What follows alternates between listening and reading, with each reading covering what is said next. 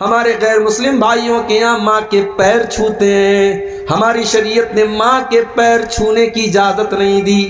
ماں کی خدمت کرو، ماں کی سیوا کرو، ماں کا خیال رکھو، لیکن ماں کے آگے جھکنے کا اور ماں کے پیر چھونے کا اسلام کے اندر اجازت نہیں دی گئی اس کی۔ تو ہمارے نبی نبی بھی ہیں اور رسول بھی ہیں۔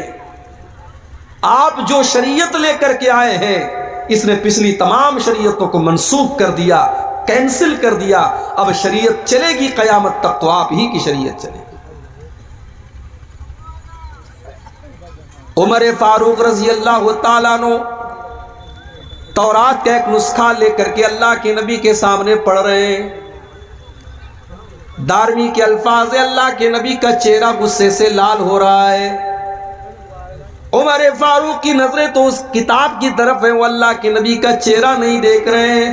ابو بکر صدیق نے فرمایا سکلت کا سواکر یا عمر، اے عمر تجھے کھونے والیاں کھو دیں، تجھے گم کرنے والیاں گم کر دیں، کیا تو اللہ کے نبی کا چہرہ نہیں دیکھ رہا ہے؟ جب حضرت عمر نے نظریں اٹھا کر کے اللہ کے نبی کا تمتماتا ہوا چہرہ دیکھا، فوراً اس تورات کے نسخے کو زمین پر پھینک دیا اور کہنے لگے رضیت باللہ ربا وبمحمد رسولا وبالاسلام دینا۔ اے اللہ کے نبی، میں اللہ کو اپنا رب مانتا ہوں، میں اسلام کو اپنا دین مانتا ہوں، اور میں محمد صلی اللہ علیہ وسلم کو اللہ کا رسول مانتا ہوں۔ اب ذرا جملہ سنو اللہ کے نبی نے کیا کہا۔ آپ نے فرمایا کہ اے عمر، اس اللہ کی قسم جس کے ہاتھ میں میری جان ہے، لو کان موسیٰ حیا، اگر آج موسیٰ علیہ السلام بھی زندہ ہو جائیں، وادرک نبوتی، اور میری نبوت کا زمانہ موسیٰ علیہ السلام بھی پا جائیں، ما وسعہ الا اتباعی، تو موسیٰ علیہ السلام کو بھی میری پیروی کرنی پڑے گی، ان کو بھی میری شریعت پر چلنا پڑے گا۔ میرے دور میں اگر موسیٰ بھی آ جائیں تو موسیٰ کی شریعت نہیں چلے گی۔ او لوگو، جب موسیٰ کی شریعت میرے نبی کی شریعت کے اندر نہیں چل سکتی، تم نے اپنے بزرگوں کی شریعت کو کیوں چلانا شروع کر دیا؟ تم نے اپنے بڑوں کی شریعت کو کیوں چلانا شروع کر دیا؟ تم نے اپنے اماموں کی شریعت کو کیوں چلانا شروع کر دیا؟ رب کا قرآن پڑھا جائے، نبی کا فرمان پڑھا جائے، اور اس کے بعد کوئی کہے کہ میرے امام نے یہ کہا، میرے بزرگوں نے یہ کہا، میرے بڑوں نے یہ کہا، اس سے بڑھ کے شرم کی بات اور اس سے بڑھ کے افسوس کی بات کیا ہوگی؟ تو میرا نبی نبی بھی ہے اور رسول بھی ہے۔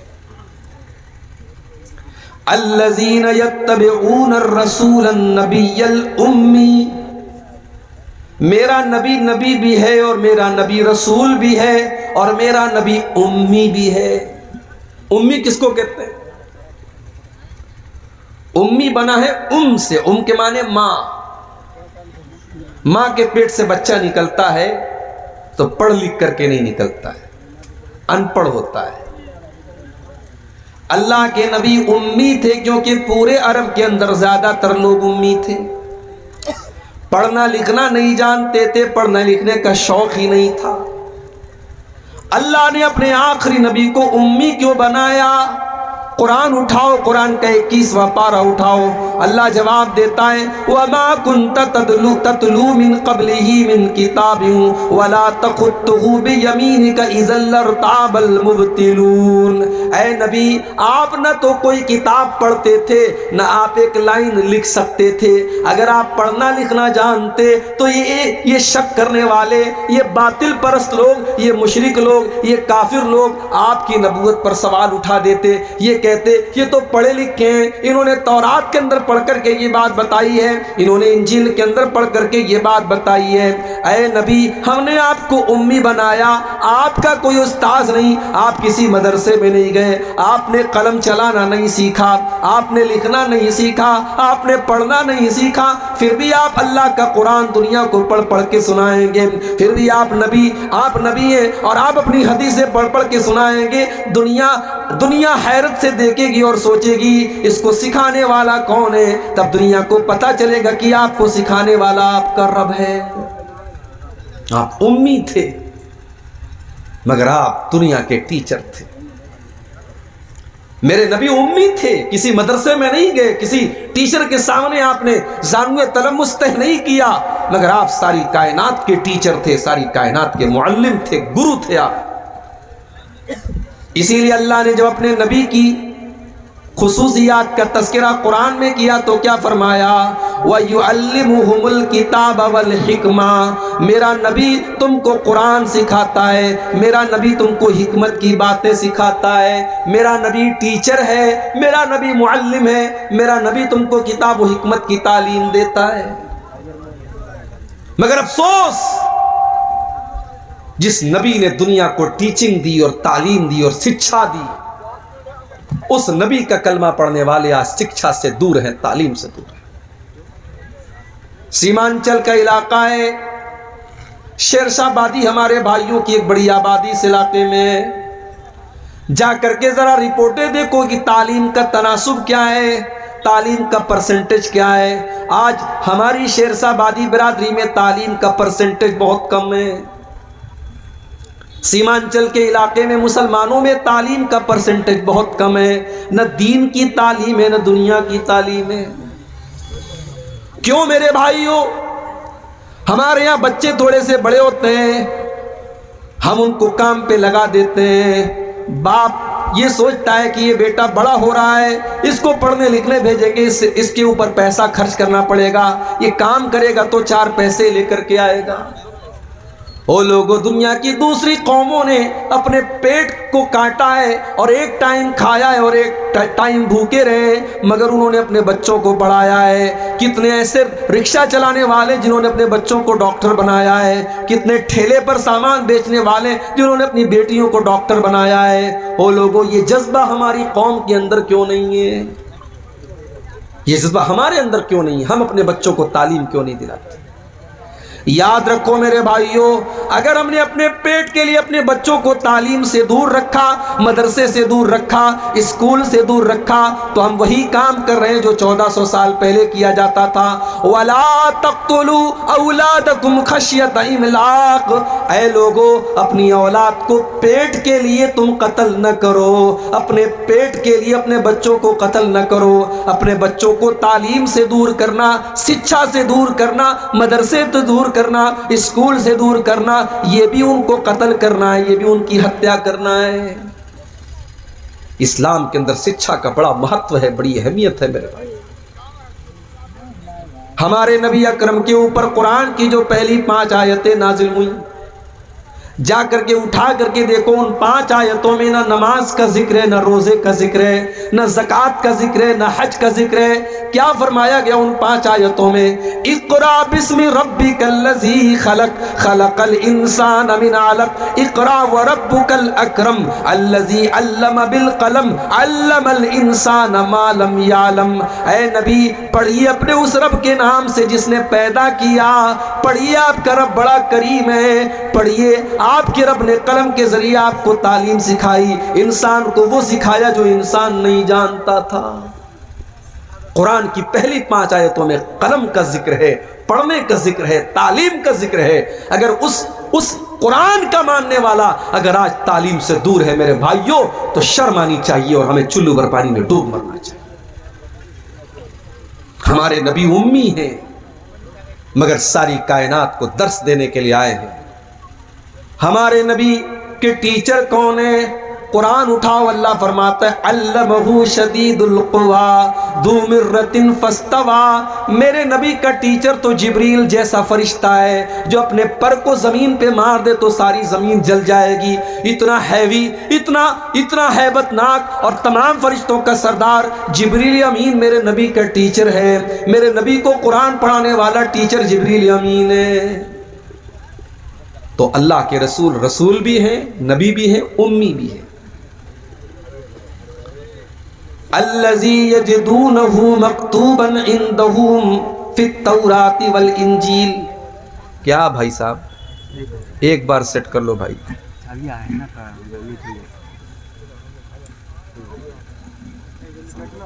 الذی یجدونہ مکتوبا عندہم فی التوراۃ والانجیل۔ میرے نبی کا تذکرہ تم کو تورات کے اندر ملے گا جو یہودیوں کی کتاب ہے، انجیل کے اندر ملے گا جو کرسچنز کی کتاب ہے۔ تورات کے اندر تحریف کر دی گئی، انجیل کے اندر چینجنگ کر دی گئی، مگر آج بھی تورات کے اندر اللہ کے نبی کا تذکرہ موجود ہے، آج بھی انجیل کے اندر اللہ کے نبی کا تذکرہ موجود ہے۔ ہمارے بھارت میں ہمارے ہندو بھائیوں کی جو کتابیں ہیں، ہم نہیں کہہ سکتے کہ ان کتابوں میں کتنا پریورتن کیا گیا، کتنی چینجنگ کی گئی، مگر آج بھی ان کتابوں میں ہمارے نبی کا تذکرہ موجود ہے۔ کہیں کہا گیا کہ وہ نراج شمس ہوں گے، ان کی بہت زیادہ پرشنسا کی جائے گی، کہیں کہا گیا ان کا نام محمد ہوگا، کہیں کہا گیا کہ محمد ہوگا، کہیں ان کی پیدائش کی تاریخ بتائی گئی، کہیں یہ بتایا گیا کہ وہ اونٹ کی سواری کریں گے، کہیں بتایا گیا ان کی 12 پتنیاں ہوں گی، کہیں بتایا گیا کہ وہ براق کی سواری کریں گے، کہیں ان کے صحابہ کا تذکرہ کیا گیا، کہیں ان کی خوبصورتی کا تذکرہ کیا گیا۔ ہمارے ہندو بھائیوں کی کتابوں میں بھی ہمارے نبی کا تذکرہ آپ کو ملے گا۔ الذی یجدونہ مکتوبا عندہم فی التوراۃ والانجیل، اس نبی کا تذکرہ تم کو صرف قرآن میں نہیں ملے گا، دوسری آسمانی کتابوں کے اندر ملے گا۔ اور کہتے ہیں کہ جادو وہ ہے جو سر چڑھ کے بولے۔ میرے نبی کی تعریف تو آپ کے دشمنوں نے بھی کی ہے، جو زندگی بھر آپ کے دشمن رہے انہوں نے بھی آپ کی تعریف کی ہے، جنہوں نے آپ کا کلمہ پڑھا انہوں نے بھی آپ کی تعریف کی ہے، اور جنہوں نے آپ کا کلمہ نہیں پڑھا انہوں نے بھی آپ کی تعریف کی ہے۔ 1980 میں کتاب چھپتی امریکہ سے، کتاب کا نام ہے The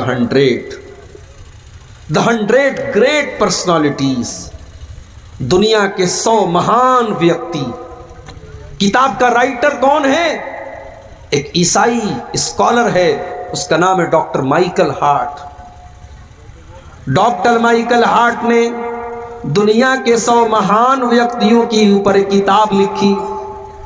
وہ عیسائی تھا، اس نے عیسیٰ علیہ السلام کو 3 نمبر پر رکھا، اس نے گوتم بدھ کو 14 نمبر پر رکھا، اس نے مہاویر جین کو 99 نمبر پر رکھا۔ اس نے اپنی اس کتاب میں اگر پہلے نمبر پر رکھا، اور پوری دنیا کی تاریخ پڑھنے کے بعد پہلے نمبر پر رکھنے کے لائق اگر اس کو کوئی انسان نظر آیا تو وہ جناب محمد الرسول اللہ صلی اللہ علیہ وسلم نظر آئے۔ اس نے اپنی اس کتاب میں نمبر 1 پر اللہ کے نبی کو رکھا۔ اس کی کتاب انگلش میں چھپی، آج تو اردو میں بھی اس کا ٹرانسلیشن ہو چکا ہے، آپ کو مل جائے گی۔ انگلش میں کتاب چھپی، کتاب جب چھپی تو بوال ہو گیا، پریس میں پوچھا گیا، پریس والوں نے پوچھا ڈاکٹر صاحب آپ تو کرسچن آدمی ہیں، آپ تو عیسائی آدمی ہیں، آپ نے عیسیٰ علیہ السلام کو 4 نمبر پر کیوں رکھا، آپ نے محمد صاحب کو پہلے نمبر پر کیوں رکھا؟ ڈاکٹر مائیکل ہارٹ نے جو جواب دیا تھا وہ آج بھی اس کی کتاب کے مقدمہ کے اندر موجود ہے۔ اس نے لکھا تھا He was the only man in history who was the supremely successful on both the religious and secular levels۔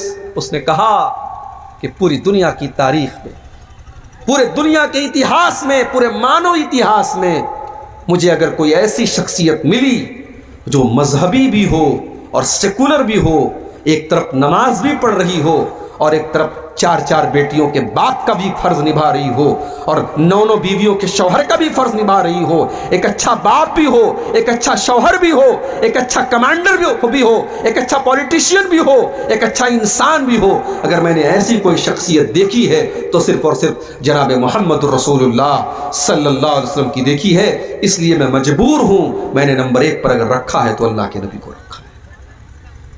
یہ میرے نبی کی شان ہے میرے بھائی۔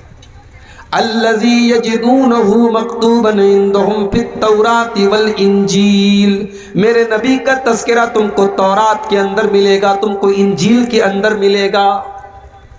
بخاری کے الفاظ ہیں، اللہ کے نبی کا تورات کے اندر تذکرہ کیسا تھا؟ صحابی کہتے ہیں کہ تورات کے اندر جب ہم نے پڑھا تو اللہ کے نبی کے بارے میں لکھا تھا لیس بفظ ولا غلیظ ولا سخاب فی الاسواق، کہ آخری نبی ایسے ہوں گے کہ ان کے مزاج میں کٹھورتا نہیں ہوگی، سختی نہیں ہوگی، ان کے مزاج میں نرمی ہوگی، ان کی زبان کے اندر مٹھاس ہوگی، ولا سخاب فی الاسواق، وہ بازاروں میں چلانے والے چیخنے والے بازارو لوگوں کی طرح نہیں ہوں گے۔ لا یدفع السیئۃ بالسیئۃ، وہ برائی کا بدلہ برائی سے نہیں دیں گے، ولکن یعفو ویصفح، وہ اپنے دشمن کی خطاؤں کو بھی معاف کر دیں گے، اپنے شترو کو اپنے دشمن کو بھی معاف کر دیں گے۔ تو اس نبی کا تذکرہ تم کو تورات کے اندر بھی ملے گا، اور اس نبی کا ذکر تم کو انجیل کے اندر بھی ملے گا۔ یامرہم بالمعروف، وہ نبی تم کو نیکیوں کا حکم دیں گے، وینہاہم عن المنکر، تم کو برائیوں سے روکیں گے۔ یہ نبی کا دو کام ہے، یہ نبی کا بھی کام ہے اور نبی کے ماننے والوں کا بھی کام ہے۔ نیکی کا حکم دیں گے، برائی سے روکیں گے۔ وہ شراب سے منع کریں گے، وہ خود شراب نہیں پئیں گے۔ وہ زنا سے منع کریں گے، خود زنا نہیں کریں گے۔ وہ حرام خوری سے منع کریں گے، خود حرام کام نہیں کریں گے۔ میرے پیارے ساتھیوں، ہونا تو یہ چاہیے تھا کہ شراب بندی کا ابھیان ہم چلاتے، یہ بہار گورنمنٹ کا کام نہیں تھا، یہ تو مسلمان کا کام تھا۔ ہونا تو یہ چاہیے تھا مسلمان کی بستیوں میں کہیں شراب کی دکان نظر نہ آئے، اور شراب کے اڈوں پر کہیں مسلمان نظر نہ آئے، کیونکہ جتنا شراب کو آپ کے مذہب میں حرام قرار دیا گیا، اور جتنے سخت جملے آپ کے مذہب میں کہے گے اتنے کسی اور مذہب میں نہیں کہیں گے۔ ذرا آپ وہ حدیث اٹھائیے، سنن نسائی کے اندر یہ حدیث موجود ہے، عثمان غنی رضی اللہ تعالیٰ عنہ کی حدیث ہے۔ کہتے ہیں کہ وہ لوگوں، شراب سے بچو، یہ ام الخبائث ہے، یہ تمام برائیوں کی جڑ ہے، یہ تمام گندگیوں کی جڑ ہے۔ پچھلے زمانے میں اللہ کا ایک نیک بندہ تھا، جو بہت نیک آدمی تھا، بڑا متقی تھا، بڑا زاہد تھا۔ ایک فاحشہ عورت نے، ایک بدچلن عورت نے اللہ کے اس نیک بندے کو اپنے جال میں پھنسانے کے لیے ایک سازش چلی، ایک چال چلی۔ اس نے اپنی ایک لونڈی کو بھیجا، لونڈی آئی، کہنے لگی حضرت میری ملکہ نے آپ کو بلایا ہے، کوئی مسئلہ آ گیا ہے، کوئی معاملہ آ گیا، آپ کو گواہی دینا ہے۔ حضرت بیچارے سیدھے سادے تھے، وہ فوراً چلنے لگی اس عورت کے ساتھ۔ سنن نسائی کی روایت ہے، اللہ کا وہ نیک بندہ جب اس لونڈی کے ساتھ چلنے لگا، جانے لگا، جب وہ گھر کے اندر داخل ہوئی، اس نے گھر کے اندر جاتے ہی دروازہ بند کر دیا، اور اندر گئی ایک اور دروازہ بند کر لیا، اور اندر گئی ایک اور دروازہ بند کر لیا۔ 7 دروازوں کو بند کرنے کے بعد آخر میں ایک چھوٹا سا کمرہ تھا، جس میں ایک خوبصورت بدچلن عورت تھی، ایک چھوٹا سا معصوم بچہ تھا، اور بچے کے بغل میں ایک چھری رکھی ہوئی تھی، اور ایک بوتل میں شراب رکھی تھی۔ عورت نے کہا کوئی گواہی کا مسئلہ نہیں تھا، میں نے تو چال چلی تھی تم کو بلانے کے لیے، تم کو پھنسانے کے لیے۔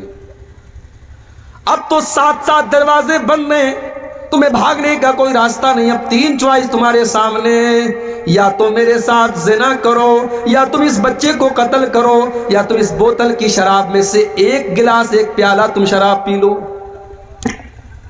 اس نے سوچا زنا کرنا بہت بڑا پاپ ہے، بچے کو قتل کرنا اس سے بھی بڑا پاپ ہے، شراب کو پینا ان دونوں کے مقابلے میں ہلکا پاپ ہے، ہلکا گناہ ہے۔ اس نے کہا ٹھیک ہے، تم اس بوتل میں سے ایک پیالہ شراب مجھے دے دو۔ ایک پیالہ شراب اس نے پی، نشہ چڑھا، اس نے ایک اور پیالہ نکالا، اس کو پیا اور نشہ چڑھا، یہاں تک کہ اس نے پوری بوتل خالی کر دی۔ اور جب شراب کے نشے میں دھت ہو گیا، اس نے اس عورت کے ساتھ زنا بھی کر لیا، اور اس معصوم بچے کا قتل بھی کر دیا۔ عثمان غنی کہتے ہیں، او لوگو، اس شراب سے بچو، جس دل کے اندر شراب کی لت لگ جائے گی، اس دل کے اندر ایمان اور شراب کی لت اکٹھا نہیں ہو سکتی۔ میرے پیارے ساتھیوں، آج کتنے مسلمان ہیں جو شراب پی رہے ہیں، اور آج ان کے گھر والے عاجز ہیں، ان کے بیوی بچے پریشان ہیں۔ شراب کی اس لت کی وجہ سے آج وہ نہ اپنے بچوں کا دھیان رکھ پا رہے، نہ اپنی بیوی کا دھیان رکھ پا رہے ہیں۔ میرا نبی تو ان گندگیوں سے تم کو بچانے آیا تھا۔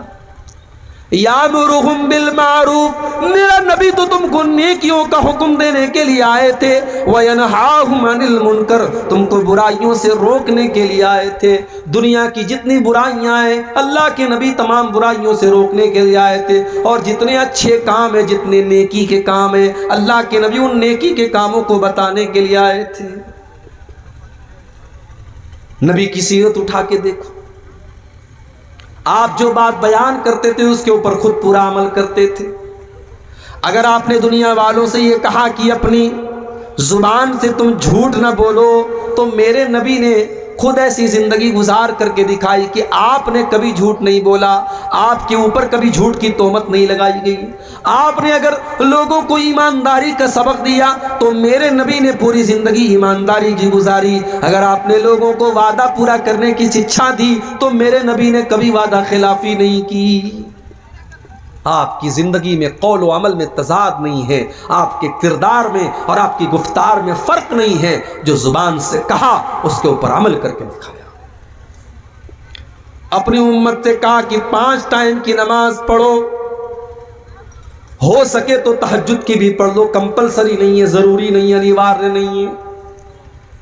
اپنی امت نے کہا کہ 5 ٹائم کی نمازیں پڑھو، اور میرے نبی کا حال یہ تھا کہ رات رات بھر تہجد پڑھا کرتے تھے اور اتنے لمبے لمبے قیام کیا کرتے تھے کہ آپ کے پاؤں میں سوجن آ جایا کرتی تھی۔ اور کبھی اماں عائشہ اگر پوچھ بیٹھتی تھی کہ اے اللہ کے نبی، آپ کو اتنی عبادت کرنے کی کیا ضرورت ہے، تو اللہ کے پیارے نبی فرماتے تھے افلا اکون عبدا شکورا، اے عائشہ کیا میں اپنے رب کا شکر گزار بندہ نہ بنوں؟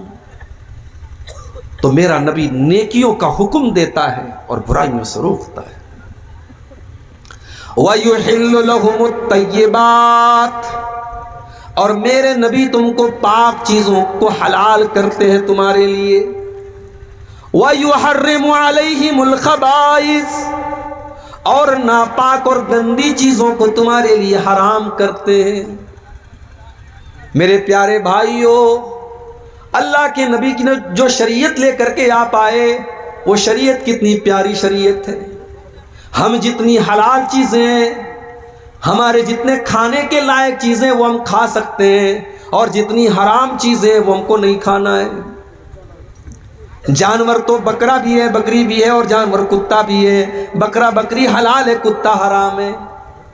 کھانے والے کتے کو بھی کھاتے ہیں، سور کو بھی کھاتے ہیں، مگر ہمیں سور کو دیکھ کر کے گھن آتی ہے، کتے کو دیکھ کر کے گھن آتی ہے۔ ہمیں لگتا ہے کہ یہ خبیث جانور ہے، یہ ناپاک جانور ہے، یہ حلال ہوتا تو کتنی مشکل ہوتی۔ اللہ کے نبی جو شریعت لے کر کے آئے اس میں کوئی گندی اور خبیث چیز ہمارے لیے حلال نہیں کی گئی، اور کوئی پاک چیز حرام نہیں کی گئی۔ جتنی پاک چیزیں وہ حلال ہیں، اور جتنی خبیث اور ناپاک چیزیں وہ حرام ہیں۔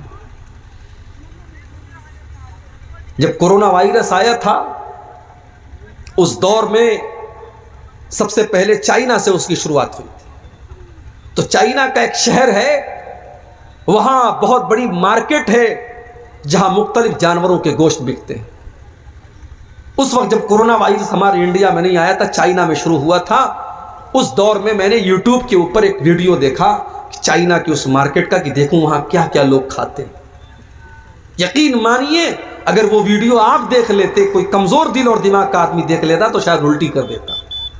سانپ کھا رہے ہیں، سانپ کھا رہے ہیں، چوہے کھا رہے ہیں، چھپکلی کھا رہے ہیں، جو سمجھ میں آ رہا ہے وہ کھا رہے ہیں۔ وہ منظر دیکھ کر کے طبیعت میں اتنی گھن آئی میرے بھائی، دل نے اللہ کا شکر ادا کیا کہ اے اللہ تو نے کتنا بہترین مذہب ہم کو دیا، تو نے کتنا بہترین دین ہم کو دیا کہ ہم وہی چیزیں کھاتے ہیں جو آسانی سے ہم کھا سکتے ہیں، جو ہمارے لیے پاک ہیں، حلال ہیں، اور حرام چیزوں سے تو نے ہم کو دور رکھا۔ اللہ کے نبی جو شریعت لے کر کے آئے، اس شریعت کی یہ وشیشتا ہے، یہ خاصیت ہے۔ وَيُحِلُّ لَهُمُ الطَّيِّبَاتِ، حلال چیزیں، پاک چیزیں تمہارے لیے حلال کی گئیں، اور گندی اور ناپاک چیزیں حرام کی گئیں۔